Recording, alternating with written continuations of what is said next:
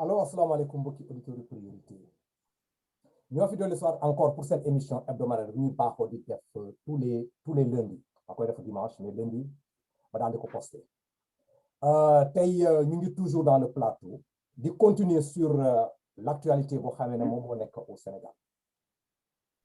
Actualité, comme tous les jours, à développement UPS et nous n'avons que de suivre l'évolution. C'est notre devoir. Chaque semaine, nous avons commencé à voir avec Sénégalais qui situation nous jox suñu xalaat espérant que suñu xalaat ñu développer dina amel jëriñ tey dans le plateau amna nan la tuddati la benn invité du ma ko def spécial parce que il faut pas être spécial devant moi mais dama am plaisir am ko dans le plateau aujourd'hui invité boobu fii la nekkoon ak man dans la section de Washington xam naa moom daal dinaa ko bàyyi mu dugg la bu fekkente dafa bëgg a expliquer mu def un peu l'historique là bu ñu nekkoon fii dans la section de Washington mais nit koo xamee ne dañu ko ràññee dans la section de Washington ki lan dans sa droiture dans sa parole et dans son honneur lépp loo xamee ne daf ko bëgg a wax dana la ko wax mu continuer sans arrière-pensée quoi c'est-à-dire bu ma ko résumé dama ne nit la koo xamee ne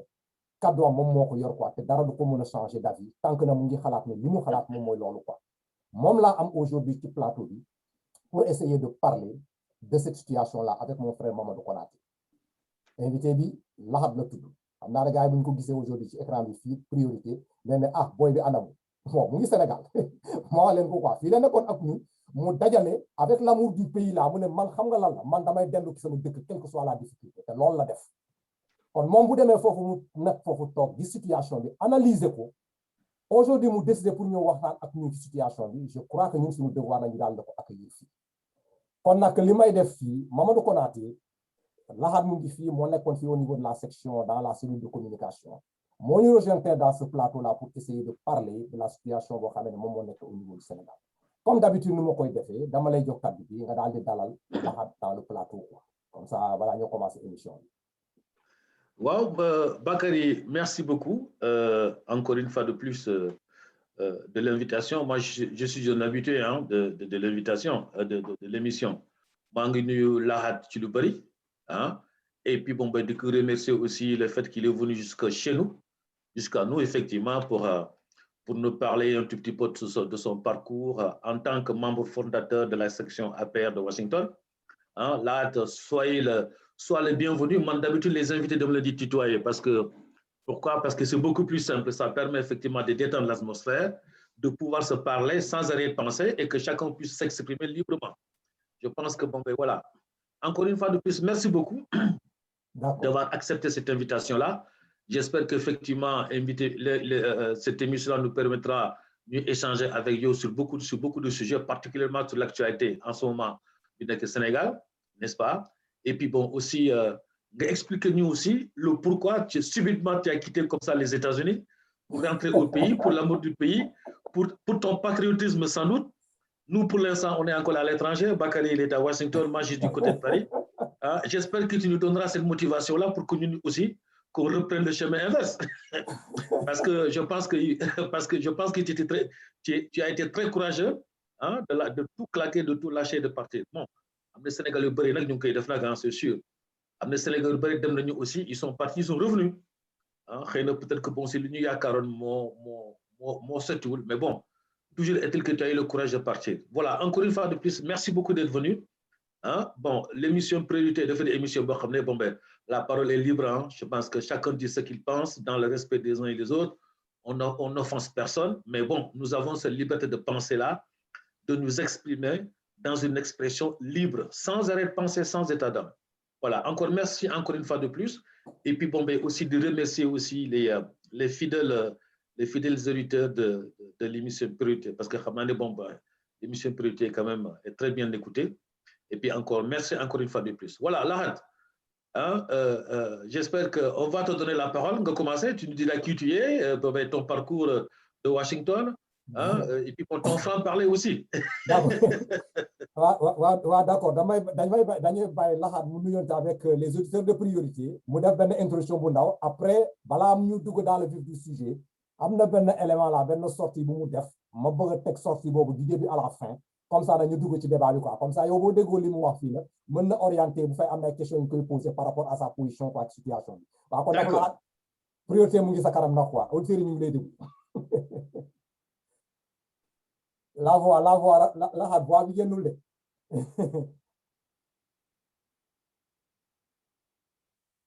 son micro est en mute. On a la difficulté pour dégg la voix de Lahat là. Voilà, Lahat, c'est le truc là quoi. Non, c'est son micro, voilà. Voilà. Can you hear me? yaa may dégg ah. Voilà léegi nag ñu ngi lay dégg quoi léegi nag maa lay ñu ngi lay kii daal ñu ngi lay jox kaddu bi nga daal di. waaw maa ngi leen di Camara vraiment ñu ngi lay sant di sant monsieur Mamadou Kaka Konaté xam naa jotuñu xamante. oui waaye waaw di sant aussi waa Washington yi gars yi ñoom xam nañu bu baax a baax di sant say kii quoi di sant gars yëpp. voilà xam naa monsieur Mamadou question bi nga posé lan moo motivé si loolu laay njëkkee. ki ma doon moom après gars yi bëri xam nañ ko j'étais à Washington bi ma fa nekkee aussi maa ngi def comme ni gars yi doon def xam nga boole ko di job di jàng di online di def samay classe di def ay gëm am lu ma gëm quoi c'était pas évident métti woon na mais dañ ko boole ak job bi ak ak jàng bi si leen jógee def ay training def ay affaire ba xam nga certifié aussi lu bëree bëri si technologie bi et puis mu nekkoon suñu bëgg-bëgg quoi donte dañ doon dem liggéey sax suñu post time dañuy dem jël ay livres ay book dem jàng quoi xam nga si leen def ba certifié lu bëree bëri si ak Microsoft certifié lu bëri ak Oracle mu ubbil ñu ay buntu yu bëri nag buntu yooyu ñu ubbi même bi ñu nekkee Washington ñu si doon motiver jeunes yi nekkaloon ñu suñuy morom yi ñu nekkaloon ñu bëri dañ leen doon motiver si opportunité boobu ñu gisoon si États-Unis xam nga si biir loolu laa liggéey tuuti def naa 1 mois ma liggéey ak Department of Commerce ma liggéey fa quelque temps si dama Nike Corporation woo offre ma benn job bi ma offroon ma nekkoon seen lead data management dañ ma offroon job si la move Washington après ma dem Oregon boo fa demee aussi def fa 1 mois après ma mujj ñun nekk leur lead data ingénieur loolu laa fa nekkoon si 5 ans yi mujj ak liggéey si ñoom ay migration yu am solo ba bi ñuy dem digitalisation man maa jiite team bi ak ay équipe indien yi ñu yoroon ñu liggéey si bi contrat bi jeexee à 5 ans ma def fa 5 ans mu jeex bi mu jeexee ñu bëgg ko renouveler j'avais un offre boo xam ne mi ngi jóge woon Microsoft boo xam ne c'était salaire boo xam ne il était plus que 6 figure job la xam nga 6 figure la Microsoft offre ma job bi jox ma lépp Citibank aussi offre ma job Dallas mais justement moment boobu gisatuma dara lu ñëw si réew mi et puis li ma gëm ne il faut ma ñëw bokk quoi parce que suñu réew la quoi il faut que nga ñëw imposer wu quoi xam nga boobu maa ngi des fois ma waxtaan si président gars yi ne da ngaa sori rek moo tax quoi xam nga affaire yi ñu doxee ñu ne da nga sori nekkoo fa moo tax mais Lahat bi ma doonoon démb depuis États-Unis moom laa doon fii Sénégal xam nga bi ma doonoon aussi bi ma jàkkaarloog président si bi mu gagné à élection yi ba ñëw si visite Washington bi ma jàkkaarloog moom li ma ko waxoon aussi loolu laa koy wax biir Sénégal ba tey te loolu mooy fi ñu toll situation Sénégal foofu laa yem après li des ñu Camara kii ko quoi. waaw d'accord jërëjëf yaa ko dëgg de parce que gars yi nee nañu ko boo nekkee fële nag boo nekkoon fii doo ko def mu ñëw fekk leen ci plateau bi mu continuer li muy def voilà mën na laa jox au moins benn idée ci Lahat quoi léegi nag li may def moom daal baal ma teg son élément la dernière sortie mu def par rapport à la situation là ñu déglu ko ensemble quoi.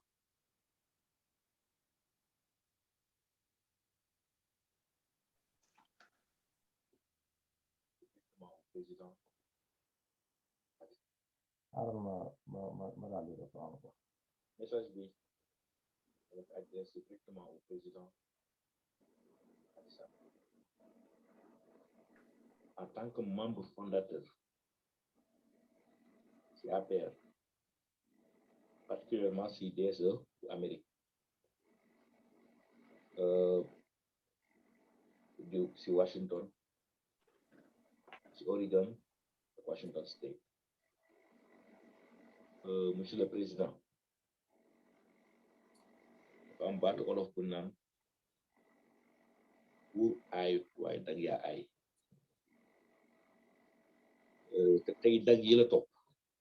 monsieur le président lu say dagu démb say dagu tey la ndax say dagu démb ba muy métti nga nekk si jafe-jafe nga jaaxle ñoom ñoo taxawoon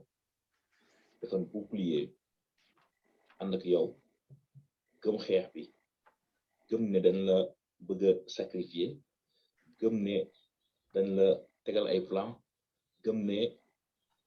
Abdoulaye Wade daf lay xeex bañ koy ànd ak yow di gëm loolu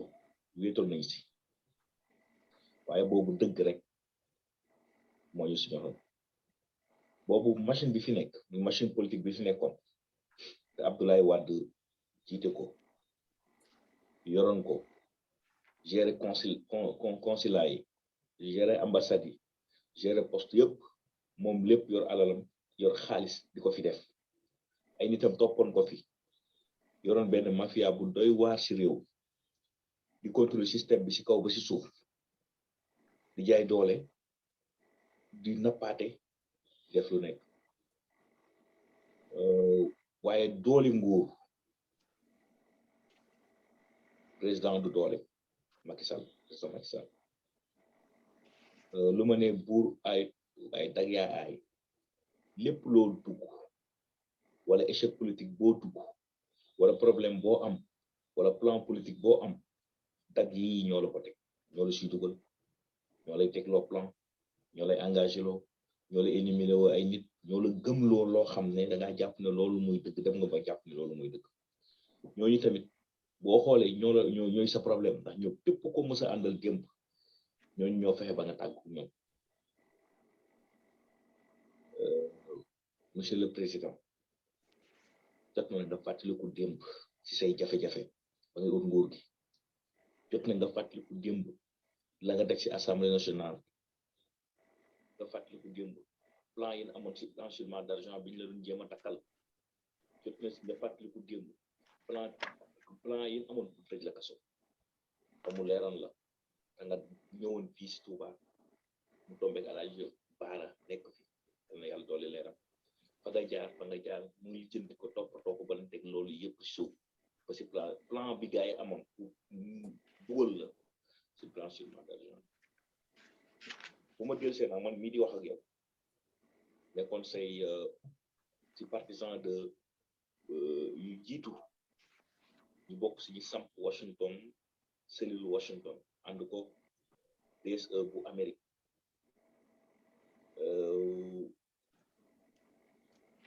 bi ngay woote Washington di waxat Camara pour ñu jàpp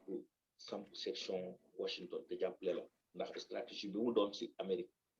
ak puissance démocratique si côté diplomatique ñun ñuy ñëw samp si koroog bi nga xam ne ambassadeur u Sénégal Amérique bi nekkoon Sénégal demoon na seeti maître Abdoulaye Wade si palais bi di wax ak moom pour que mu teggi tànkam te Amérique mi ngi bàyyi xel li xew si réew mi dafa jox instruction bu jugee si kaw ñëw si moom mu war a ñëw wax ak yow di wax ak Abdoulaye Wade loolu suñuy pexe la woon loolu lettre yi dem si sénateur yi bu state of Maryland ba lettre boobu déclenché wu ba egg si Barack Obama ba egg si comité Sénat bi ñun ñi ñoo ko dox boobu ñu ngi en Washington ñun ñoo bind lettre ñoo dugg si média américain bi ñoo propagé problème bi ñoo ko siiwal ba mu egg si niveau boo xam ne White House mooy Maison Blanche dafa mujj yónnee émissaire dafa mujj wax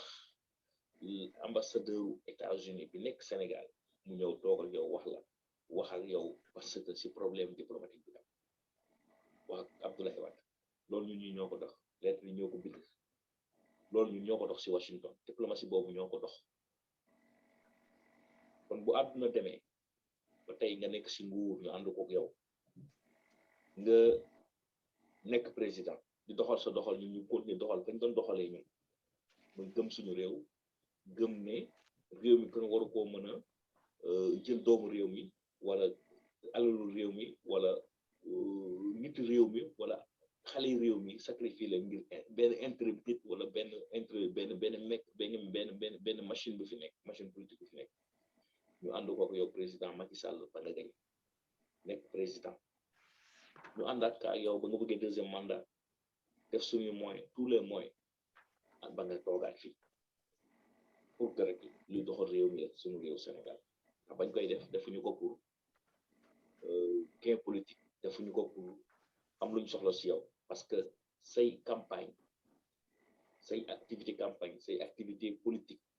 bu dee si Washington bu dee si activité lépp ñu ñoo koy financé suñu bopp amul benn fond boo xam ne mos nañ la ko laaj kon ñun ñoo yàgg di jëf di def si yow di def si APR di def si sa parti ba nee bay génn APR aussi ba ñu demee boo bëgg a génn APR gis ne ñi la wër ak yow la nga doon xeex bokkut la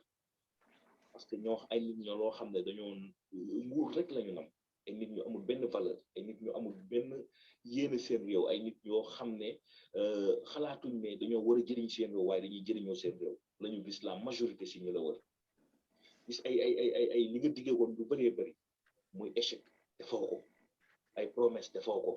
ay engagement defoo ko mais am na lu bëri lu ñu la comprendre xam nañ ne li nga yéene si gouvernement booy jël booy li ngay yéene ak li nga mën a gouverner ko loolu comprendre nañ ko parce que xam nañ système politique ni muy doxee xam nañ réalité monde bi ni muy doxee waaye nag du tax nga ñëw toog fi tàmbalee def lu raw lu Abdoulaye Wade bëggoon la def di sacrifier ku jug am ambition politique nga am ak moom problème ba sacrifier ko ndax jàpp say nit wala yow wala say nit wala ñi lay tegal plan wala ñi lay tegal sa mécanisme jàpp ne sacrifier kooku mooy tax nga am moo lay jàppale leader politique yi fi nekkoon ñëpp war la opposé fekk nga benn mécanisme bu leen sacrifier te pourtant bu Abdoulaye Wade defal loolu wala ñun nii bu ñu seetaanoon Abdoulaye Wade def la loolu wala ñu sëñ Bara seetaan Abdoulaye Wade def la loolu kon tey waxatuñu la kon ñi la am ñi nga xam dañ topp si ginnaaw nga xam ne lu am nguur jaral na leen lu nekk jaral na leen sax sacrifier nit te sacrifice yooyu gis nañ ko bu nekkul sacrifice yoo xam ne dafa nekk physique dafay nekk ay sacrifice yoo xam ne mystique la xam nañ ko bu baax parce que on vit ça gis nañ fi ñu bëree bëri tey seen làmmiñ tëj nañ ko ñu bëree bëri jugee nañ fi ñu bëree bëri feebar nañ ñu bëree bëri ku song mécanisme boobu rek gars yi aw noonu la faagal bu mënul jaar feneen jaar si benn liquidation physique bu Sonko bi nag man duma partisan patriote élection bi mujj yow laa àndal yow laa campagne yow laa jàppale parce que dama gëmoon ne waroon nañ la mën a jox deuxième mandat mais li ñu gis muy ngëpp ko teg muy sacrifier say militant wala say nit wala ay nit yu ànd ak yow bu ko teg un plan boo xam ne plan complot ku deful sax xam ne mbir mi ni mu demee nii am na loxo bu diis boo xam ne mu ngi si ginnaaw te ki sañ loolu wala ki mën loolu am na ay privilège si dëkk bi waxuma nag ne Sonko deful parce que moo xam la fa xew xaw ma ndax dañoo am déggoo nañ si lañ doon def moom ndaw si xaw ma seen relation privée moom ndaw si lijjantuma seen relation privée moom ndaw si mais ce qui est sûr et certain ñëpp xam nañ mais chaque fois il y a des plans yoo xam ne pour éliminer opposant la ci Sénégal the game is not fair ñëpp xam nañ kon président da nga fàttaliku démb da nga fàttaliku bi ñu la bëggee jiñ blanchiment d'argent da nga fàttaliku bi ñu la bëggee jiñ ay affaire arme da nga fàttaliku ban lay sauvé da nga fàttaliku yooyu yëpp da nga fàttaliku xam ne li yàlla bind si jëwu Sonko wala keneen ki lay remplacer da nga siy ñaaw rek waaye mënoo ko tere képp ku ko opposé da nga siy ñaaw rek waaye mënoo ko tere ndigalu suñu borom moom bu amee rek am na waaye nañ rafetal mbir mi nañ rafetal game bi nañ rafetal jeu bi nañ ko jouer nañ def play du fair play loolu mooy waaw d'accord kilifa bi na la tudd Konaté yaa ñoo déglu ensemble balaa ñoo dugg ci la lan mooy sa appréciation par rapport à ce truc là parce que man son truc là dama koy déglu di ko dégluwaat parce que moom dafa mel ni laxat bu changé quoi parce que fii moom dafa dal alors que dafa tey quoi dafa surprise la mais nag je mets pas l'accent sur le truc là parce que en général buy wax kii la doole lay waxee quoi ak xool mais bi daal dafa jël son temps là pour ñu mun ko comprendre te vraiment dama koy déglu message bu mu fa sànni daf ma dugg quoi balaa ñoo dugg ci moom daal lan mooy sa appréciation par rapport à li nga dégg fii léegi daal. Oui, mais en fait, c'est une appréciation de sincérité parce que la façon dont il a vécu cette affaire dedans, n'est-ce pas, en tant que membre fondateur de l'APR de Washington, c'est quelque chose qu'il a vécu et qu'il a vu effectivement depuis que le président a un deuxième mandat, combat à Washington. Peut-être c'est en adéquation, c'est pour qu'on a vu à Paris mené aussi, quelque part un petit peu dans le monde, les DEC et ainsi de suite. Mais la souligne essentiellement surtout, c'est ce changement de cap-là sur le côté relationnel du président et ses militants. J'ai l'impression que Laral est en train de nous dire que il y a un abandon de militants de la part du président. Alors, abandon ou pas, peu importe, mais moi j'ai senti un tout petit peu ça. Et c'est vrai que c'est un tout petit peu frustrant qu'un militant se bat pour quelqu'un avec toute la conviction, avec toutes les comment dire, dans toutes les conditions qu'il a pu mettre en place effectivement pour que le président soit élu. Et pour moi, je pense que Laral, pour moi, il est en train de faire un appel au président en disant, oui, mais nous sommes les oubliés. Nous sommes les oubliés de votre victoire. Nous sommes les oubliés de la victoire des militants. Nous sommes les oubliés de la victoire de la mouvance présidentielle. Parce que numéro un, ce n'est pas forcément l'APR, comment dirais-je, la DIC de Washington, hein, mais je pense que ce qu'il a lancé, ça concerne aussi toutes les DIC dans le monde. Parce que les Parisiens aussi, ils ont senti aussi exactement la même chose. Hein. Ça se dit. Et d'ailleurs, c'est tellement si marqué que les Parisiens, effectivement, les militants parisiens, ils ont tout déchanté. Hein. C'est-à-dire qu'aujourd'hui, l'APR de Paris, ça ne fonctionne pas du tout. Il n'y a pas de réunion. Le bureau qu'ils avaient, le QG qu'ils avaient, le président l'a fermé, à se demander effectivement si effectivement l'APR n'a pas été sacrifié par... c'était juste une façon de se faire élire et que le président il a sacrifié ses militants, entre guillemets. Je suis un tout petit peu fort, je suis un tout petit peu fort. Mais moi, c'est ce que je ressens. Ne faisant pas partie du tout de l'APR, je ne suis pas comme vous, hein, de mon membre fondateur, de mon militant APR, voilà. À un moment donné, j'étais sympathisant parce que je faisais partie de cette mouvance présidentielle, tout comme vous, hein, pour élire le président. Nous, ça, à l'époque de Nandor, élire le président dès le premier tour. C'était comme ça, le slogan, c'était ça.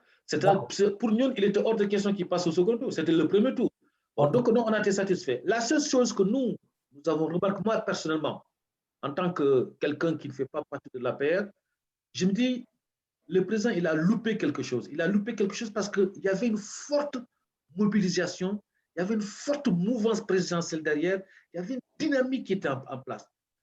De telle façon que moi, j'avais même cru comprendre qu'après, le président allait donc embrayer là-dessus pour effectivement pouvoir encarter le maximum de Sénégalais dans l'APR. Mais France,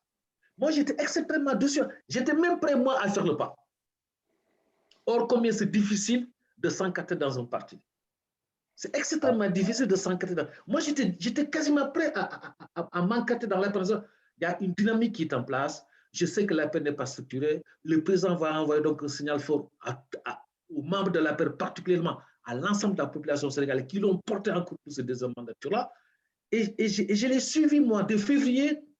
jusqu'en décembre. C'est-à-dire que je l'ai suivi à la presse. Ses discours, ses sorties, pour me dire, le signal fort, quand il viendra, je pense que les choses vont aller encore beaucoup mieux. Mais heureusement que au bout de 10 mois, j'ai commencé à être dessus. D'accord, voilà. merci. Mais ce que Lahad a dit, c'est une réalité. Hein? C'est une réalité. C'est beaucoup de personnes sentent, y compris même ceux qui ne sont pas encadrés dans la paix. D'accord. Léegi nag nañu dugg maintenant dans le vif du sujet. Kon nag Lahad, aujourd'hui ñu ngi fii, c'est le cas de Sonko. Yow yaa nekk au niveau du Sénégal là. Man daal fi mu nekk ni genre débat bi genre quartier libre la quoi, mais comme toi tu es sur le terrain là, ñun li ñuy def mooy daal moom daal dañ lay poser ay questions nga delloo kii daal. La première question bi ma lay demander yow en tant que Sénégalais, la situation de Sonko là au niveau du Sénégal là, ban jàngat nga ci am quoi? Loolu laa leen njëkk a demander. waaw dafa nekk man ni ma gisee le cas Sonko dafa nekk lu sensible, sérieusement dafa sensible. Et puis bëgguma ñu jëlee ko parce que d'ailleurs dafa naa beneen vidéo di si wax ak parce que mais ñi nga xam dama leen xam ci politique les jeunes quoi parce que man lu ma gën intéressé man sama vision par rapport ak développement bu Sénégal dama ko gëm dama gëm ne te bokk na ci li ma andi fii quoi gëm ne ñun dañu war a mën a def changement dañu war a mën a dabe loolu laa gëm quoi mais boo ñëwee fii ni environnement bi demee da ngay gis ne jeunesse bi ci nekk dañu désespéré quoi amatuñ xam nga koo si gis yow yaay am volonté ñibbisi ci réew mi mais ñoom ñi ngi am volonté ñoom ñi ngi xool li leen génnee réew mi des fois ça pose problème quoi chaque fois question boobu day ñëwaat léegi yow boo analyser problème yi du li xew Sénégal du problème Sonko kese c'est que def naa les services de renseignement bu ñi war a jox communiquer ak président wax ko li xew ci réew mi buñ ko joxee rapport bu baax président dana tey ci problème Sonko bi parce que dafa nekkul problème bu ndaw dafa nekk problème boo xam ne gars ñii ay partisans Sonko lañu ñii faruñoo Sonko mais seen problème mooy Sénégal moo toll foo xam ne nit ñi ku ci nekk da nga am benn frustration boo denc boo xam ne problème Sonko bi mën na taal Sénégal su lu leer parce que boo xoolee frustration yi tey ñi nga xam ne tey dañu amoon terrain am ay suuf ñu am ay problème ñu toj seen kër yi ñoom ñi ngi denc benn mer boo xam ne xamoon nu mu toll xam la mais mënuñu jug song état mënuñu jug xeex ak xeex bi boo xoolee jeunes yi doon dem ci géej bi mënatuñoo dem boo xoolee suñu coste bi maanaam frontière Sénégal ci biir ndox bi am na ay patrouille espagnol xale yi gars yi xam nga mënatuñoo dem ci biir géej gi ak loolu mënatuñ dem ñi ngi toog kon ils sont obligés ñu toog Dakar frustration boobu dajewoon booy yi ba ñuy xaru ci géej gi frustration bi ngi ci jeunes yi ba tey nga xool ñi am tool yi baykat yi yoroon seeni tool tey ñu joxe seen suuf amatuñ pexe bayiwuñ xam nga amatuñ luñ bayee te amuñu pexe buñ jugee gendarmerie toog seen kaw ñooñu tam ñi ngi seen frustration les catégories yooyu yëpp nag boo ko boolee ak le problème de Sonko ak kii xoolal bu amee flash tuuti rek bu président deful prudence rek dëkk bi day tàkk waaw te Sénégal yi foofu la kooku moom bu analyse bu leer la boo xam ne nekkuma lu partisan quoi parce que man nekkuma ci yooyu quoi nekkuma ci dama faral Macky Sall ba duma ko wax dëgg parce que man dama jàkkaarlu président bi mu gagné nga xam ne boobu poste am na bi ma pare moom daf ma woo yow téete la tout des milliers de Sénégalais ña nga fa li ma ko wax ko doog ci salle bi ma ko koy wax boobu même Mariam sa première ministre bi mu tàggool Mimi Touré mi ngi toog mi ngi foofu ñoom ñëpp ngi fa woon toog bi ma waxee li ma wax président pare Aly Ngouille Ndiaye mi ngi toog soit bi ma wooyee ma ñëw wax ak man ñu waxante man ak moom parce que musuma ko wax kenn musu ko wax li ñu ko wax waxaatuma moom muy soog a gagné ñëw nit ñi di wër poste ma ne ko président ma ne ko nit ñi fii ñun ci Washington laa xam nit ñi xuloo nañ ak seeni jabar ndax réunion yu guddee nit ñi dañuy nekk ci rajo yi jël seen i moyens jël seen xaalis taal seen oto dugg fu nekk yow Camara yow tu as vécu ça xam nga dajale nga nit ñi fu nekk jël seen xaalis jël seen moyen pour gëm benn projet boo yor projet boobu nga gëm da nga xam ne tas na ay njaboot tas na ay kër parce que ay nit topp nañ ci ba am problème ak seen i jabar bëri na ci woon talu ñu leen woon xam nga am na ñoo xam ne xuloo nañ ci ñii mer nañ ci ñii kii nañ ci xam nga ba porter benn xeex ba xeex bi toll foofu xeex boobu ñu xeex nag tey ba tey yow président nga toog fii nekk président na nga xam ne bés boo demee ci àdduna ba nga tourné ba lii Abdoulaye Wade di la doon def ñun ñu koy bañ nga bëgg koo def ñun ñooy doon sa premier ñi taxaw sa kanam je l'avais dit ça. ça repose effectivement ouais. Korok li ma ko waxoon korok RTS génnewu ko da ko censuré parce que mosuñu gis ko wax loolu président xam nga génnewuñ loolu wax jooju si man si ligne de conduite boobu laa mës a nekk si loolu laa mës a gëm aussi te mënut a changer parce que moo tax bi ma waxee pare président ne ma yow loo fi def. la mu njëkk a laaj ma ne ko mais président boobu je travaille maa ngi damay soog a pare classe school damay ut expérience mu ne faut rentrer loolu moom président wax ko jël sama numéro téléphone xam nga non xalaatu moo rentrer boobu maa ngi naay kii seen ambassadeur bu doon Sénégal maa ko ëpp salaire je touche 6 figures sama salaire xay pay la du dëgg soxlawu ma nekk ministre du Sénégal parce que ñoom seen xam nga bu ñuy wax fii seen bureau yi gën a cher yi gën a kawe fii si seen gouvernement il paye dañuy paye 7 millions la ñuy fay salaire moi je gagne plus que ça à Nike xam nga kon gisuma woon lu tax man ma war a bàyyi loolu pour ñëw te awuma xam-xam ba ma waxee dama ne ko xam-xam laay ut expérience la moo tax bi may ñibbi si Sénégal dama ko préparé dama pare parce que dama fexe ba sama bopp bi ma def si loo xam ne je dépends pas de Macky Sall waaw ba mu ñëwee fekk leen ñoom fi ñu toll si technologie maa leen raw fopp si technologie bi ndax ñi ngi toll si domaine u ay smart Sénégal ñi ngi toll si digitalisation digital transformation foofu la àdduna bi toll mais man ba may ñëw dama fexe ba diplômé aussi loolu bu ma ñëwee Sénégal tamit dama fexe ba nekk un consultant indépendant boo xam ne je dépends pas de l'état du Sénégal je dépends pas des salaires de Macky Sall bëgguma sax poste état Sénégal loolu il fallait woon ma am indépendance boobu pour sañ a taxaw ma gisee président muy di koy ñi ko wër bëgg ay poste wala bëgg lu ñu am di ko dugal si lu mu warul dugg ma ne ko président defal attention président moytul gars yi indépendance boobu laa doon ut kay jeu am naa ko dama ko am sax dépendre ma si moom moo tax nii muy demee si Sonko ñi ko dugal li ma wax ba ni mu demee ni mu cuunee quoi dama la wax de bu nekkoon jeu film bu ñuy joué gars yi dañu raté film bi quoi parce que ñun ñëpp ay seetaankatu film lañ quoi xam nga wala bu doon seetaan film tey film bi tàmbalee mën nga joxe conclusion film bi quoi mais ñii bu doon joué tey film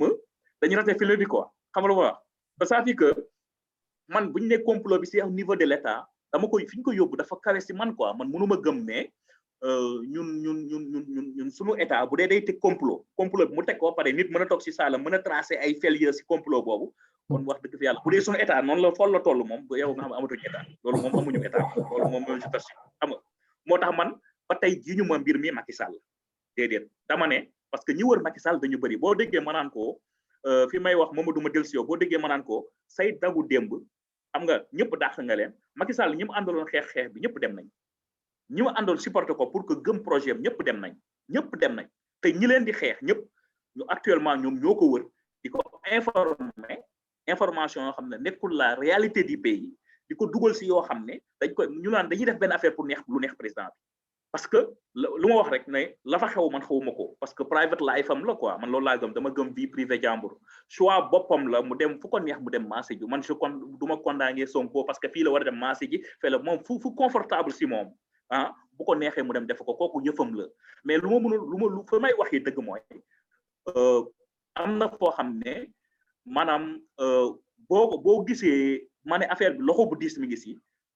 bu nekkee ne ñi bokkoon si affaire bi ñoom dañu muñu dawal seen même bu couvre-feu amutoon ñu ne waa loolu c'est normal mais mënoo mettre suñu dëkk en état d'urgence ay nit mën a déplacé wu te état xamul ñuy déplacé wu loolu bu dee am na te mu nekk dëgg bu yeboo ñu xam ne on a un autre problème bu nekkul problème on a un problème de sécurité nationale suñu réew mi bu nekkee nit mën na déplacé wu si biir couvre-feu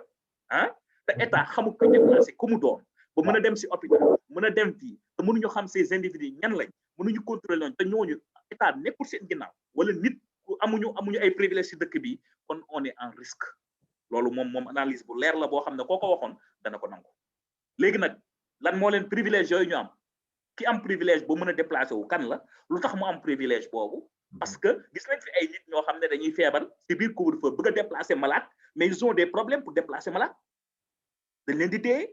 dañu am ay problème yow nag yow dara dal nit ki dañ ko violer rek nga mën a jox nit ki benn passe green right boo xam ne oto mën na daw si biir dëkk bi biir couvre-feu dem coin to coin dem fu ko neex dañu violer nit te rey ñu nit sérieusement je vois que y a quelque chose quoi man li ma gëm y a quelque chose waxu président nag lu ma wóor ne lii moom du deal bu mu teg man bu ko tegee bu dee moom Macky Sall moo teg lii moom wala ay nitam lii c'est au sommet de l'État ñoo teg lii bu yeboo ñu xam ne ñun amatuñ état on n'a pas de sécurité ba pare nag loolu moom man amuñu service de renseignement amuñu loolu moom la laa gëm voilà. D'accord Lahar après on reviendra nañ ñëw ci Konaté man daal fi mu nekk nii tey xam naa ne danaa la jox kàddu gi quoi léegi nag mu ngi nii su fekkee ne la li ma wax sa appréciation ci loolu xam nga Bakary Lahar li ma c'est tellement logique c'est tellement si simple c'est tellement si audible à entendre que finalement tu te dis mais bon wax na fi waxi cuune quoi mais des fois on se pose la question. Mais moi, je veux revenir un tout petit peu de Ben point qui me semble quand même essentiel. Pourquoi aujourd'hui, la majeure partie des Sénégalais qui avaient soutenu Macky, une bonne frange, ils ont complètement déchanté. C'est-à-dire qu'ils sont complètement dessus. C'est une question qui a se poser. Parce que madame Léné, bi élection présidentielle bi jeexee les gars, il y avait un engouement là, derrière le président Macky. Mais Macky, il était au top. Je n'ai pas du tout compris comment, à un moment donné, il n'a pas pu capitaliser ça. C'est-à-dire que où étaient ses conseillers pour lui dire que président, c'est le moment de rassembler maintenant tous les Sénégalais. Pendant l'élection présidentielle, tu sais, hein, ni votel Sonko, ni votel Issa Sall, ni votel Madické, ni Idrissa Seck, c'était dans la dispersion. Mais néanmoins, par rapport à ça, il a réussi à se faire. C'était le moment de se comporter comme étant un rassembleur. Un président, une élection présidentielle, c'est un homme avec son peuple. C'est comme une élection municipale, hein? C'est un homme avec ses administrés. Derrière, une équipe d'élite, hein? Tu as un parti derrière, tu as un appareil derrière, tu as des partenaires derrière, tu as les associations, tu as les mouvements derrière, ainsi de suite. Mais sur le fond, fondamentalement, nous sommes dans les diaples,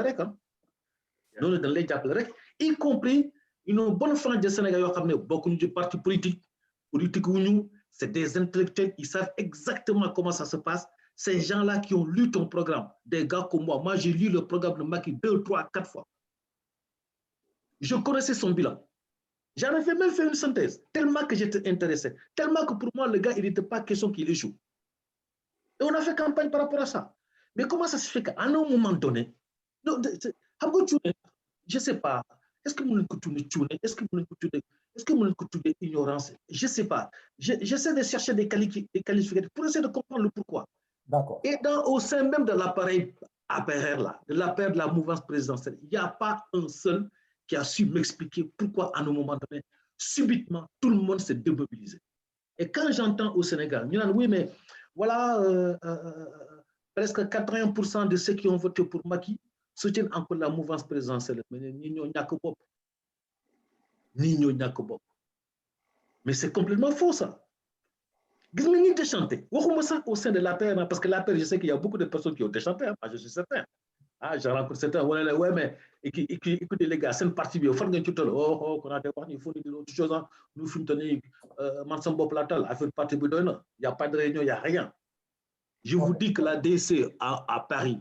depuis que l'élection présidentielle est terminée, il n'y a pas une seule réunion, il y a une seule réunion. Il y a eu un semblant de convocation comme ça qu'ils ont partagé dans les réseaux sociaux en disant qu'ils vont faire la rentrée politique de l'APR. On besoin de la mouvance présidentielle, mais de l'APR. Par d'autres du jour, le jour n'a pas été pris à rien. Mais moi, je vais dans le sens de l'ARN, hein, mais il a été très, très cohérent et très logique dans ce qu'il dit. Hein. Et je pense que beaucoup de personnes, Ninoubri, raisonnent de la même façon que lui. L'affaire Sonko, l'affaire Sonko. Moi, j'ai toujours dit que le Sénégal, la femme, une bombe sociale, pire qu'une bombe atomique, peut exploser. Le jour où cette bombe-là commencera à exploser, une bombe à fragmentation, gars, quel monde tout l'intérêt? Parce que le Sénégal d'hier, ce n'est pas le Sénégal d'aujourd'hui. Hein. La jeunesse d'hier, ce n'est pas la jeunesse d'aujourd'hui. Hein. Voilà, la jeunesse attention. d'hier n'est pas le Sénégal d'aujourd'hui. Ah non, c'est pas ça, mais loin de là. Donc, qui n'a le Sénégal qui une bombe sociale, là, l'a expliqué dans son développement, nous situation en fonction des maisons cassées, le truc là, quoi, l'immigration des jeunes, nous cette frustration, vous finissez. Nañu jéem def attention ñu jéem ko contrôler parce que suñu def les attention ñooñu mën nañu jaar ci le problème de Sonko là ñu daal di taal dëkk bi mu nekk une vérité absolue boo xamee ne mu ngi fi mais man nan la tuddati je dirais que au-dessus de trucs là quoi de cette bombe sociale là bu toog au niveau du Sénégal là le problème de Sonko là c'est un problème international parce que ce jeune Sonko il faut comprendre que position bi mu am sax et amay dëgg dans le monde comment dirais-je là, occidental, là, particulièrement les Français, nous c'est un intérêt menacé sur ce jeune-là. Donc, nous c'est un intérêt c'est menacé. Ils sont en train de suivre à la lettre là, ce qui est en train de se passer au Sénégal. Donc, le problème de Sonko, ce n'est pas un problème sénégalais seulement. Ça dépasse les frontières sénégalaises. C'est devenu un problème africain, mais un problème international. Les guimans, les mailles de voir filles, État bi su fekkente man conseil laay sàmm nañu jéem a seet exactement nan la ñu gérer cette situation là parce que ces frustrations comme la xam laa bi bu accumulé bu ñëwee à la surface la problème lay indi mais la xam man dinaa continuer poser une autre question là boo xam ne ñun sénégalais am nañu ay réalités yu nekk ci dëkk ki dafay diine yaa nga foofu est-ce que amay dégg en tout cas ñoom pour man ci sama entendement bopp boo gisee ma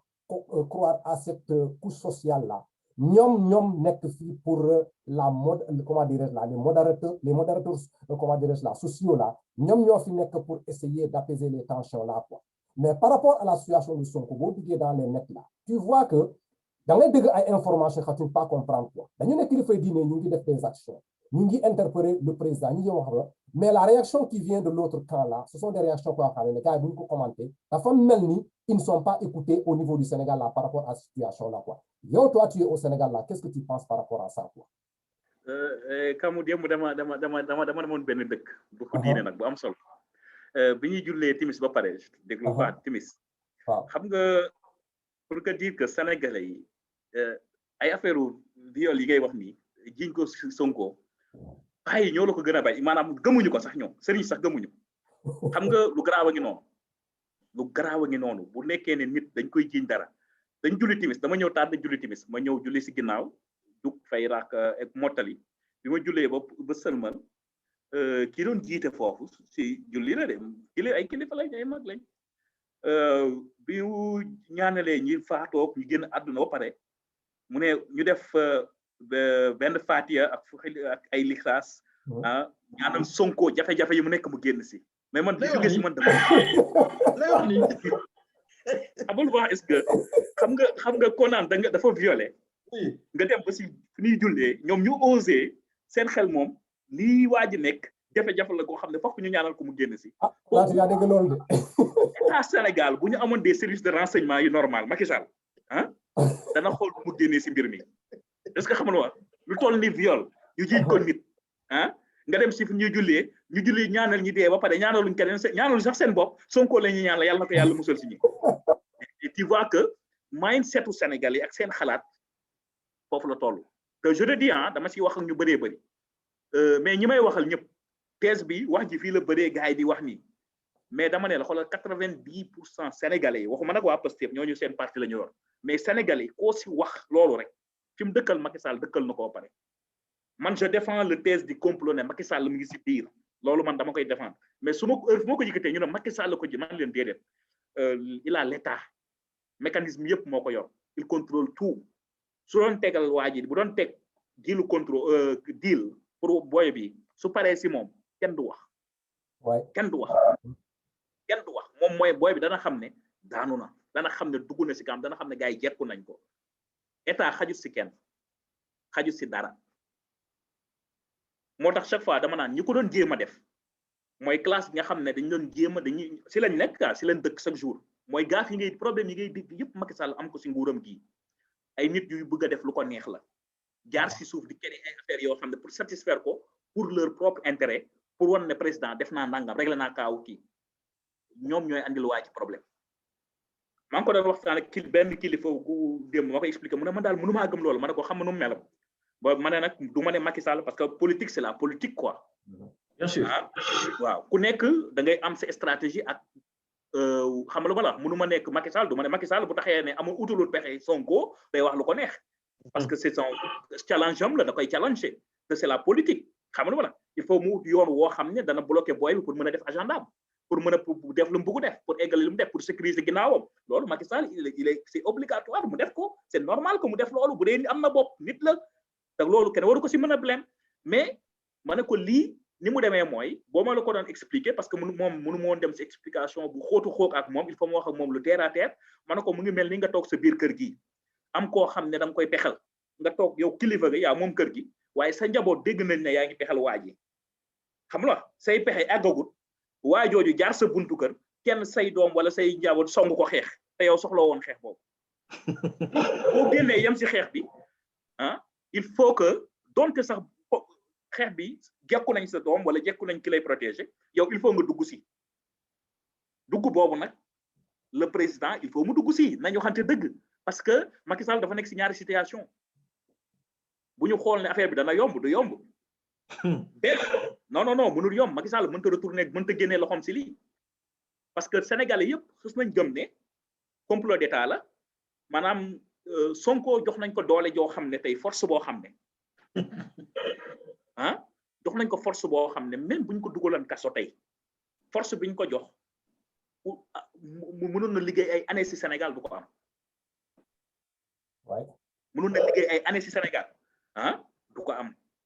Sonko buñ ko bàyyi woon rek ak logique ak sénégalais yi ak logique am xam la nee naa Sénégal dafa am ay nit ñi dañu am ay problèmes yoo xam ne il faut que nga nekk ci dëkk bi pour ko comprendre moom nit ñi dañu am ay yeneen problèmes yoo xam ne des fois dañuy dem ba maar ci kenn dañuy dem ba sonn ci kenn dañuy dem ba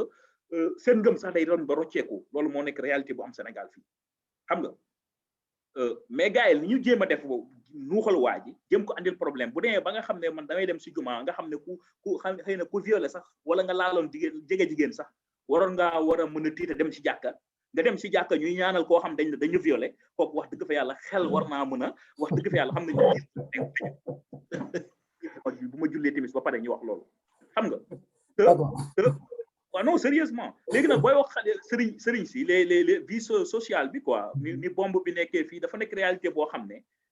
Sénégalais dañu sonn et que pour nga xam ko xam nga les gens ils sont à l'extérieur man j'ai vécu l'extérieur j'ai fait 17 ans laa def États-Unis réalité bi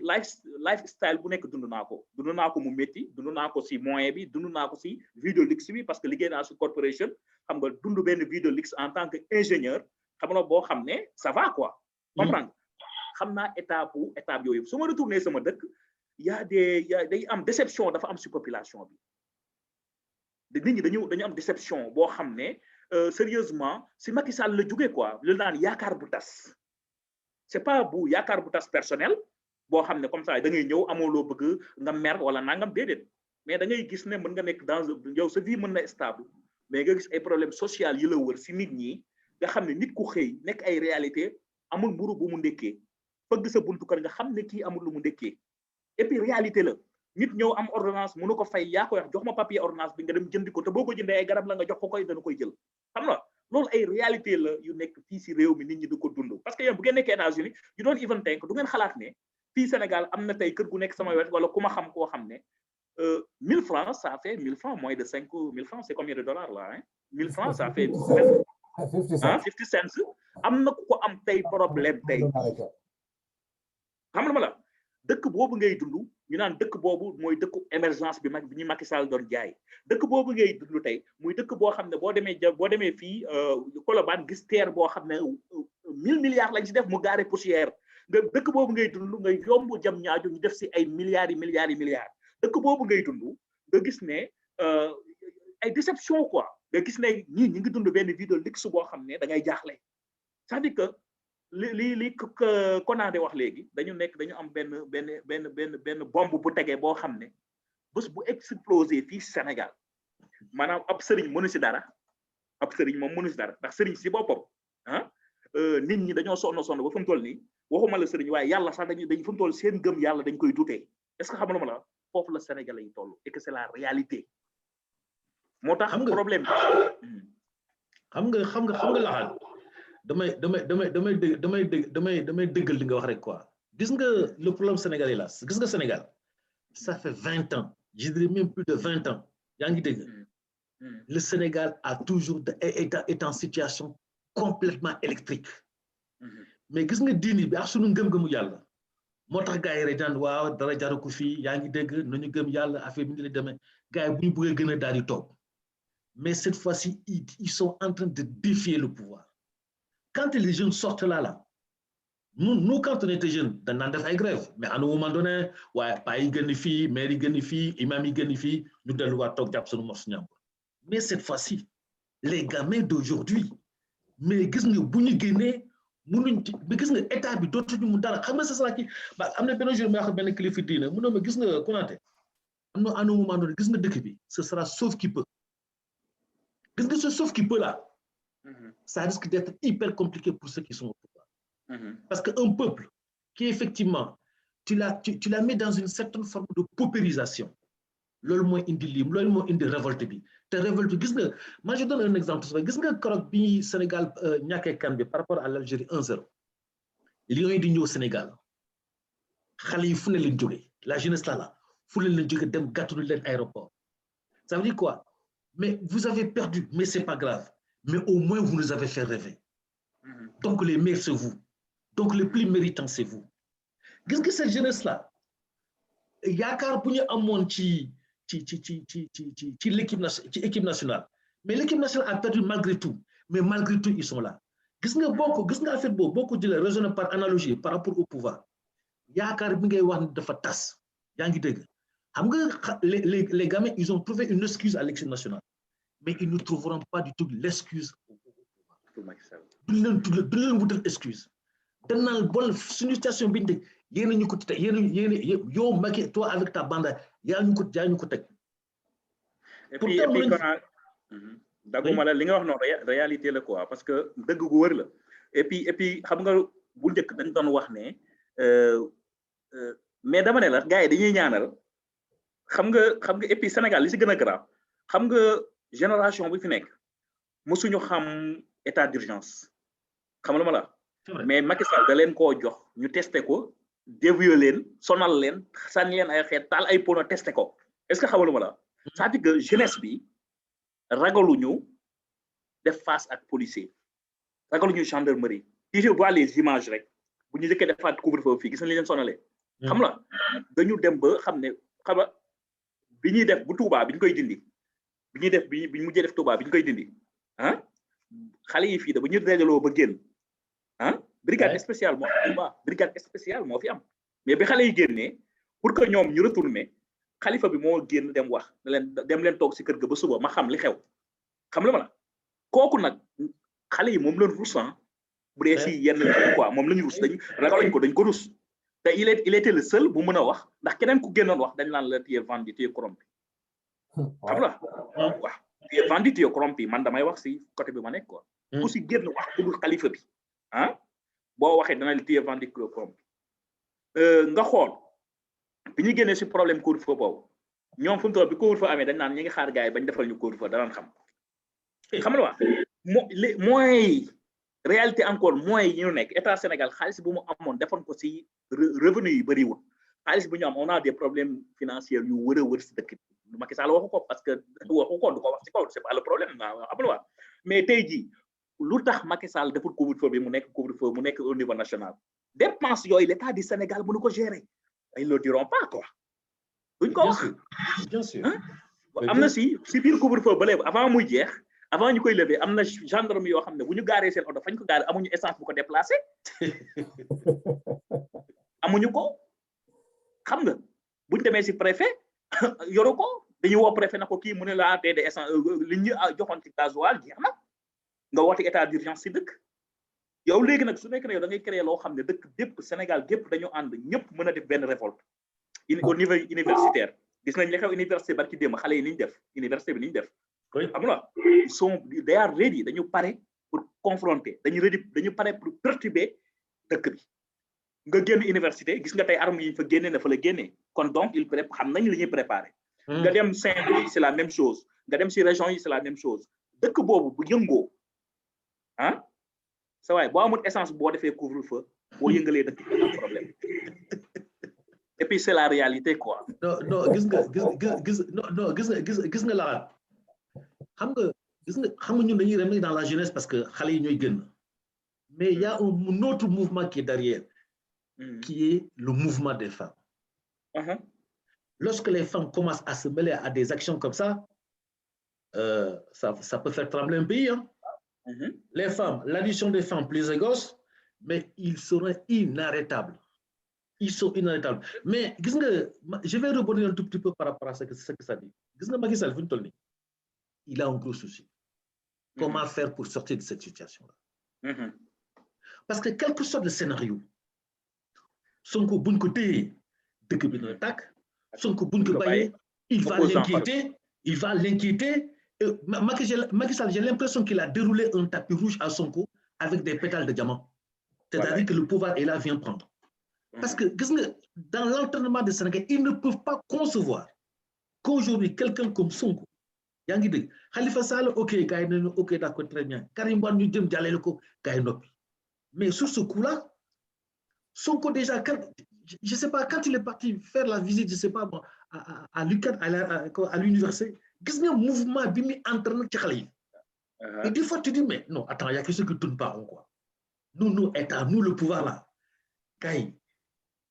essayons de chercher la porte de sortie de cette affaire-là gis nga bu ñu wutulee porte de sortie de cette affaire-là mais gis nga ça risque d'être très compliqué pour Mbacké. Franchement, de mon entendement, moi, c'est ce que je crois. Et je pense que s'il ne fait pas attention par rapport à l'affaire Sonko-là, mais c'est un effet de boomerang. Il a lancé le boomerang, ça va lui revenir. Konaté doguma le problème de Sonko boo gisee mu am ampleur bu mel nii c'est-à-dire Lahat a parlé tantôt le désespoir là boo xamee ne jeunes yi dañ ko am léegi ñu toog boo gisee dëkk bi yëngatu c'est parce que dañoo transposer seen espoir sur une personne gis nga Sonko ni ñu koy gisee au Sénégal la jeunesse là ak ñu bëre au niveau du Sénégal espoir la ñu gis te pour ñoom bon ils se disent que bon sorewul daal xam nga ku nekk di gëm loolu ci espoir sorewul dinañ ci egg amul benn problème kooku nag mën na toog mu daal di supporter lépp li nga koy teg mais bu ñu xamee ne yow da ngay ñëw fi ñu teg seen espoir nga bëgg a dindi loolu mais ils te diront que mais c'est pas le monsieur en question mais man ngay rey am na benn xale boo xam ne dama ko dégg muy expliquer vidéo la am jot au niveau des trucs là quoi la fi pêcheurs yi nekk noonu quoi benn moom un enfant boo xamee ne bu la waxee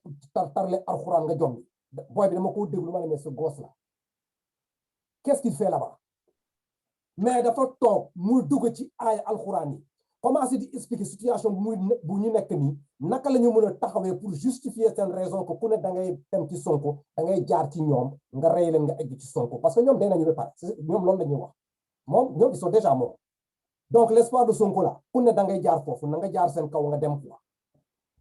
kon tu vois l'espoir là bu ñu teg au niveau de Sonko là nga bëgg a ñëw na nga ne da ngay dindi loolu ci loolu xaw ma lan ngay teg ci kaw Sonko mais loolu moom daal saabaay bu dee projet la nañ ko teg de côté dëkk bi dellu si jàmm ne ñoo ñu doon avancé les deux formules bi nga teg fi Konaté comme quoi tapis rouge lañu ubbi Sonko pour mu dem au palais je crois que ne ñu ubbi ko tapis rouge mu dem au palais ñun ñëpp ñu nekk ci jàmm moom moo gën nga ne da ngay arrêté loolu te nag dëkk bi tàkk parce que loolu dina nekk bëgguma dagg mais comme li Konaté wax ka tapis rouge la gis nga boo xamee tuuti politique ah nga xool ne gars yi Macky nelawut de fu mu nelawee mais mënut a nelaw nelawut de parce que là Macky mënut a nelaw en ce moment Macky nelawut de lay dala mënut a nelaw te boo xoolee como yi ko topp may wax nii gars yi nga xam ne dagam yi ko topp nga xam ne xamuñ seen intérêt si dem ah fu mu toll nii dugal nañ ko si liñ naan dugal na ko si problème boo xam ne parce que président boo gisee ku waxoon 3e mandat mu dàq la man ba on la ba last minute dernière minute lu ma doon gëm mooy Macky Sall ñi gars yi si nekk di wax mais xam na ñi mu àndal xam na ñi mu yor xam na fi mu jëm xam nga lan la préparé wutoon problème mu Sonko bi la Macky sóoraale wutoon bokkul toon si hypothèse bi maanaam Macky sóoraale wutoon lii bokkuloon ci plan yi waaw bokkutoon si plan yi et puis lii du plan Macky yow tamit plan Macky ça c'est sûr yow gars yi dañ ko yàqal gars yi dañu yàqal président plan dañ ko yàqal et puis boo xoolee actualité sécurité dëkk bi boo xool actualité dëkk bi ni mu demee nga jàng tuuti quoi ce qui se passe en Casamance xam nga what's going on fële nga xool encore couvre-feu bi lu tax Macky Sall bëgg couvre-feu ku tax day am couvre-feu si dëkk bi xam nga la Macky amoon na beneen game bu nekkut jiiñ waaji ay salon de massage man sama analyse bopp quoi xam nga la man sama gis-gis samay calcul Macky amoon na beneen plan bu nekkut ay bës nit ak ay moo ko violé wu ko xam nga la amoon na beneen plan bii di woon plan bi nag ay cuune xam nga yàlla des fois damay naan yàlla des fois boo tegee da ngay teg benn bombe bu mag war a exploser bombe bi par erreur nga exploser bombe bu ndaw bi léegi ci nga doon dàq daw xam nga genre moo leen dal ci Sonko et que Sonko fu mu toll nii xam na loolu et il l'utilise politiquement il est en train de he's playing the game ak ñoom xam nga wala moom mu dem kaso mu ñàkk dem kaso mu fanaani kaso li ñu ko mën def lu gën a garaaw mooy yóbbu ko kaso te Sonko bu ñu ko yóbboo kaso Macky Sall kilifa yi wax nañoo ak moom si suuf xam nga la wax nañoo ak moom si suuf te it bu dëkk bi yëngoo bu coow li bëree ba bëri xam nga fu muy delluwaat yëguma ko woon santuma leen ko woon fekk santuma leen ko woon mais Lahat loolu du ko ci génnee de waaw moo tax ma ne du ko ci génne xam nga bii li si garaaw xam nga bii li si garaaw mooy je suis bien informé dama do am yoo xam dama ko wax li si garaaw mooy ñi kilifa yi war a wax ak moom am nekk si wax ak moom mais bi waxee moom ba pare dana ko noy loxoom nekku si moo mbirum affaire ñaari sénégalais ya loo xam ne daal moom vraiment loolu la Macky wax loolu la wax kilifa googu léegi kilifa gi mu ko kilifa googu moo ko gën a yeewu moo ko gën a garaaw xam nga lu tax day toog di ko xaar rek si fin bi maanaam bu affaire bi yëngoo danaan ko waxoon naa la ko de ndax defoon na waaw au début bi mu tàmbalee couvre-feu bi mu njëkkee tàmbalee couvre-feu bu njëkk bi nga day tëj dëkk bi dana ko ba ngeen bi mu koy wax dana ko ba ngeen ba mu ko woowaatee deuxième fois bu dëkk bi yëngoo dëgg affaire booy taal affaire yi bi mu ko wooyee dana ko yëguma ko woon mu ne ko bi ngeen di tëj jumaa yi mu ne ko yëguma ko Aly Ngouille Ndiaye ko tëj ba mu koy def yëguma ko li ma lay wax nii sa dëgg góor ah moo tax boo xoolee si fin bi Aly Ngouille Ndiaye am na benn sortie bu mu def mu assumé Aly Ngouille Ndiaye am na benn sortie bu mu def mu ne man maa tëj jumaa yi def na ko Aly Ngouille Ndiaye def na sortie boobu effectivement waaw te voilà loolu moo nekkoon ci ginnaaw loolu parce que pression bi tegu woon si kaw waa ji il faut que mu génn seetal président du président moo ko def te moom lañ sacrifié waaw mais il fallait que dana ko xamul tax parce que dana ko sacrifier xamul tax parce que waa ji il fallait mu sacrifier gaayan bi jëlee ko fi pour mën a clean deram taxawaat ne woon du woon man santuma ko woon lii yëpp bu defoon li nga waroon def mais ku délivrer ku def li nga war a def waruñu la dàq si gouvernement parce que Aly Ngouille Ndiaye lan la def lu mu warul def ba tax Macky Sall xëy jëlee ko fi kon am na lu mu def du dëgg moo tax le cas de Sonko lu ma siy wax le cas de Sonko mooy ñaar la si Macky Sall am te yëpp risque la si moom mooy benn mu jël gosse bi créer ko kees yóbbu ko kaso dëkk bi tàkk te loolu moom gars yi di ko may dëkk bi dana tàng bu boobaa risque am nag mooy est-ce que Sénégal dana nekk dëkk bu ñu gouverner waat continuité non parce que voilà waaw dana compliqué si moom deuxième bi analyse laay wax deuxième bi su nekkee dafa bàyyi Sonko mu dem nii ne après kees amul Sénégalais yi xam nga lu ñuy wax dañ naan pression bi ñu teg état bi moo tax du ko laal ndax nee nañ ko boo ko laalee dañ ñu daj Sonko nag di ku muy am léegi Sonko bi ñu amoon barki démb avant problème bi dootu bokk ci Sonko bi ñu am Sonko dana gën a ñeme Macky Sall dana gën a xam ne mooy opposant bu mag bi dana gën a xam ne moo fi nekk te muy lu wër te it Sénégalais yu bëri amoon agenda nga xam ne tey am na lu leen métti si Macky Sall dañuy dem rallier ji Sonko di xeex te muy lu wër mais gars yi bëri ci commencé rallier Sonko léegi sax man loolu laa gisee mbir mi quoi d'accord gars yi xam naa ne kilifa bi xam naa dépassé nañu 1 heure de temps doo wax tey xam naa ne temps bi moom daal daf ñëw dafa quoi léegi nag waxtaan bi neex na bëggoon naa toog fi ak boy bi gis nga nii la ñu nekkoon fi Washington quoi bëggoon naa nekk fi ak moom di wax mais na garaaw xam naa ne yoon bi yem fii rek quoi dina am beneen chance boo xam ne nañ ñëw ci plateau bi léegi mais dama bëgg Camara pour ma jaar si plateau bi gis nga les jeunes là comme man je suis au retour au pays am na expérience bu ma fi am man vraiment les jeunes de la diaspora ak ñi nga xam ne nekk si diaspora bi di jàng ak xale yi bëgg a ñëw di jàng si man lu ma leen di wax mooy képp ku si nar a def leen looy jàng nañ la fexe pousse la si les niveaux technologiques parce que c'est la révolution technologie boo xam ne tey moo mën a génne Sénégal si problème bi ñu am xam lu ma la barki démb maa ngi koy wax kenn si gars yi activistes yi bokk si ñoom Guy Marius Sagna ñuy waxtaan ma ne ko yéen problème de CFA bu ngeen di xeex nii pousse leen jeunes yi nekk à l'extérieur nañ jàngi technologie nañu pousse jeunes yi si technologie ñu ñëw ñun ñu régler suñu problème yu bëree bëri si activisme bi xam nga lu ma la parce que lu bëri mën nañ ko régler lu bëri mën nañ ko régler si jaarale ko si niveau technologie moo tax chaque fois lu may wax pour Sénégalais yi pour que xam nga pour que dëkk bi dafa nekk si ay dafa am ay opportunités yu nekk Sénégal et puis boo fi nekkul doo ko xam wala boo fi nekkee te branché woo si côté boobu doo ko mën a du la mën a jëriñ quoi da ngay mën a wax mooy des fois damay toog ba si yàgg man sama bopp conseil bi may jox sama morom yi quoi bu ñu ko mënee partager ak parents yi koy déglu damay toog ba si yàgg ma ne man su ma mënoon dellu damay delloo États-Unis dem jàngiwaat parce que xamul tax xam naa ne dëkk bi am na lu mu soxla te ñun ñoo ko fi war a def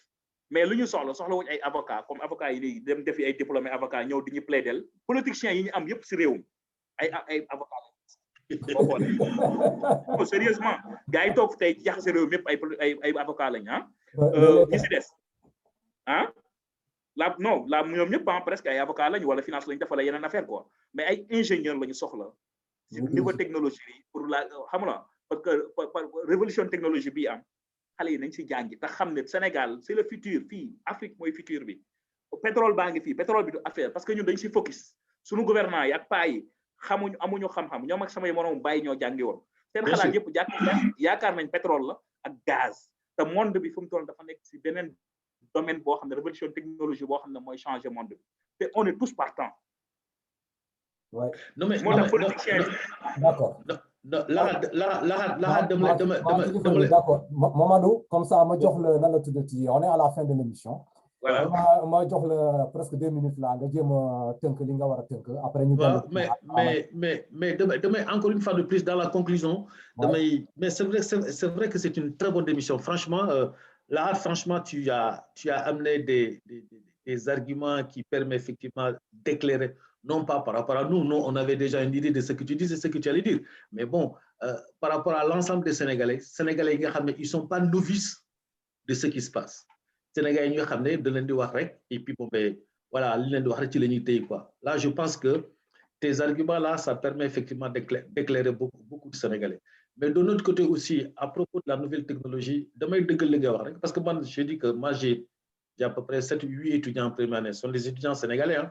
j'en ai discuté avec certains mais Bakary j'en ai discuté avec un des jeunes par rapport à jeunes yi nga xam ne fii la ñuy jàngee fii la ñuy amee seen bac yaa ngi dégg ñu tas ak ñoom en première année là ñu ne mais monsieur Konaté yéen fii ni ngeen di jàngale ak xale yi fii ni ñuy jàng ak ñun du benn un des jeunes il m'a appelé en off tu sais ce qu'il m'a dit il me dit Macky nous a sacrifiés wallahi les Macky nous a sacrifiés ma ne ko mais comment tu peux dire ça mu ne ma vous vous rendez compte moi j'ai eu mon bac au Sénégal je faisais des TP la première fois que j'ai fait des TP en manipulant un ordinateur c'était ici mais gis sunu moroom yi tubaab yi naar yi non Bakary gis nga c'est frustrant mais gis nga dama ko wax gis nga je suis rentré dans mon bureau gis nga j'ai les larmes qui me sont montées aux yeux quoi je me suis dit non c'est pas possible et c'est vrai c'est lii la wax c'est une réalité gis nga aujourd'hui je pense que l'effort doit être fait beaucoup sur effectivement les disciplines technologiques et que il faudrait qu'à un moment ñu arrêter yaa ngi dëgg parce que gis nga tubaab bi leen rek la ñu rawee ils sont très structurés. Okay. Problème de structuration tubaab yi foofu rek la ñu rawee gënuñu muus gënuñu mën a jàng mënuñu gën a làkk tubaab gën ñu dëgg anglais yaa ngi dëgg gis nga c'est un problème de structuration point barre. Okay. Mais des fois tu te dis mais les choses se font dans l'approximation très souvent au Sénégal les gens ne raisonnent pas très souvent en termes de projets et pourtant au Sénégal il y a dire que les Burkinabés viennent chercher des projets au Sénégal pour aller les appliquer chez eux ñun suñu réew on peut pas faire ça c'est qu'il y a problème. Ok d'accord mu jàll ci laxaat lan mooy sa dernier mot tënkal un résumé quoi. sant bu baax di nuyu sama gars yi Washington xam naa sama gars yi Washington yeeg yooyu monsieur kontaan nañu ak Konaté si kii bi mais dañuy ut beneen thème danañ ut beneen kii bu ñu amee beneen temps bu problème bi jeexee si jàmm voilà xam naa ne fu mu toll nii ku dimbale yéen waa APR yi bu ngeen dimbalee président mu jël ndax sonn na trop nelawatul laxaat man bokkum ci gars yi APR yi xanaa ko loolu Bakary moo ko ban affaire nga lancé DSE bu nekk fii nag non xoolal ñooñu dañu nekk si benn virtuel liñ naan li américain dañu nekk si benn virtuel world quoi benn monde virtuel la ñu nekk boo xam ne c'est pas la réalité ici réalité bi leneen la ana sama grand gazou Okay, thank you guys. Thank you. Okay, merci beaucoup là, c'est très gentil. Merci beaucoup Bakary. Merci beaucoup vraiment qui cette intervention. Bon, toujours comme Mamadou comme ni ma la ko waxee quoi. Lahat là il restera toujours lahat quoi. Donc tu peux dire tout de lui quoi, mais li mu xalaat moom da la wax dëgg ko quoi. Absolument. Donc nag voilà la situation qui se trouve ici. Appel bu ñuy lancer gars yi moom daal Sénégalais dañu comprendre que cette situation là boo xam ne c'est le cas de Sonko dañ jéem a seet la benn porte de sortie boo xam ne dina arranger tout le monde et la paix revient quoi. Et que may ñaax ce gouvernement là une fois de plus là nañu dellu si waat encore là sur le peuple ñu xalaat exactement population fan lañ leen di xaare loolu moo war a nekk la priorité au niveau du Sénégal fi mu nekk nii le colonel de Sonko ñëw na mu dugg mbas baa nga foofu mu ngi def ay dégâts mais présentement média boo ubbi rek problème mu Sonko dafa mel ni mbañ mbas bi sax lañ koo fàtte est-ce que réellement on a besoin de ça? Pourquoi? Parce que tout simplement, c'est pour simplement, pour des gains politiques, là, ça, c'est le ménage là, autour de nous. C'est pas du tout normal. Mais nous donnons ce sur nos calmes. Nous baillons ces problèmes-là, nous au niveau du Sénégal, là, nous concentrons à l'essentiel. Quand on a gagné, Malendi, gërëm di leen sant ci seen écoute bi nga am ci émission bi kon nag laxaat une fois de plus merci beaucoup nuyul ma la famille nga nuyul ma le Sénégal Mamadou Konaté merci beaucoup une fois de plus quoi. mais laxaat kan nga ñëw boori Paris. bu Covid bi wàññeekoo quoi. wax nga dëgg de. actuellement oui dañuy enjoy télétravail bi quoi. Ça, c'est vrai. Ça, c'est vrai. D'accord. mais su mujjee naa la seet si incha allah. Inch'Allah. Inch'Allah. Merci beaucoup. Merci beaucoup là. C'est très gentil. À bientôt. Merci.